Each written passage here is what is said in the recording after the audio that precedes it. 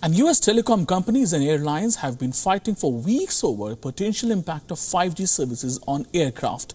Here is some background on the dispute and a detailed report on the problem. Take a look. Does 5G pose a threat to airline safety? US telecom companies and airlines have been fighting over this question for weeks. In the latest development, Verizon Communications and AT&T have agreed to a 2-week delay to their rollout. So, what's the safety dispute all about? In early 2021, the US auctioned mid-range 5G bandwidth to mobile phone companies in the 3.7 to 3.98 GHz range, also known as the C-band. In recent months, the US aviation industry groups have stepped up concerns, warning of the risk of interference with flight equipment.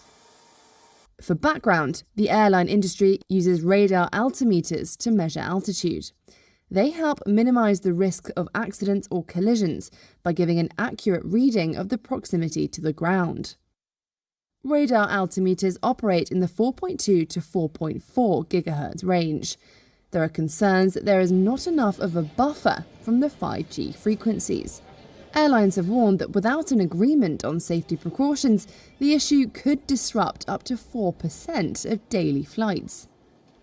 So, is this a problem elsewhere outside of the United States?